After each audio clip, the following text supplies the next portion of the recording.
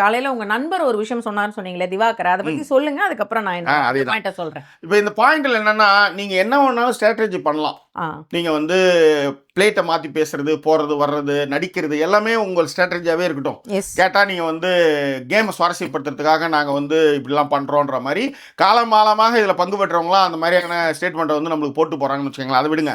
ஆனால் இங்க என்ன ஒரு முக்கியமா கவனிக்க வேண்டிய விஷயம் என்னன்னா, உனக்கு கொடுத்த ஒரு பொறுப்புன்னு இருக்குல்ல, அந்த பொறுப்பை நீ எக்காரணம் கொண்டும் நீ அதை நிராகரிக்க கூடாது. அதுக்குதான் உனக்கு சம்பளம் கொடுத்துருக்காங்க, அதுக்குதான் உனக்கு எல்லாம் கொடுத்துருக்காங்க. எனக்கு வந்து சம்ஸ் அது இதுன்னு சொல்லி தப்பிக்கிறது ஒரு பக்கம் இருக்கட்டும். சின்சியராகவே சில பேருக்கு வழி இருக்கும், சில பேர் தப்பிப்பாங்க. ஆனால் இதெல்லாம் ஒரு காரணம் காட்டியே வேலை செய்யாதவங்களும் இந்த 8 சீசன் நம்ம வந்து பார்த்துட்டு தான் வந்துட்டோம். இது ஒன்று. ரெண்டாவது என்னன்னா, நீங்க செய்யற வேலை தான் ரொம்ப பெருசு மாதிரியும் மற்றவங்க செய்யறதுலாம் இன்னும் வந்து வேலையே இல்லாத மாதிரி நீங்க ப்ரொடெக்ட் பண்ணுவீங்க. இப்போ உதாரணத்துக்கு ப்ரொடெக்ட் பண்ணுவீங்க. இப்போ உதாரணத்துக்கு வந்து நேத்து வந்து சபரி வந்து ஃபுல் டே வந்து தூங்காம இருந்தாரு. அது சின்சியாரிட்டி. அப்ப அந்த சின்சியாரிட்டி வந்து சாதாரண விஷயம் கிடையாது.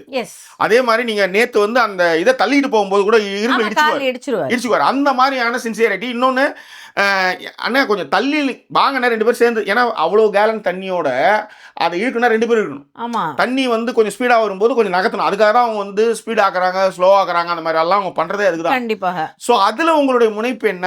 இந்த சமூக கட்டமைப்புல நீங்க எப்படி பங்களிக்கிறீங்க? நீங்க எப்படி கூடி வாழறீங்க? நீங்க என்ன புடுங்குறீங்க? வாயோட நீங்க வச்சிருக்கீங்களா? ஒருவருடைய வேலையை நீங்க எப்படி கவனிக்கிறீங்க? அவங்களுடைய அந்த பார்வை, நீங்க உங்களுடைய பார்வை என்னவா இருக்கு? இதெல்லாம் தான் பிக் பாஸ். இதுக்கு தான் நம்ம வந்து அதை பத்தி பொதுவாக பேசிட்டு இருக்கோம்.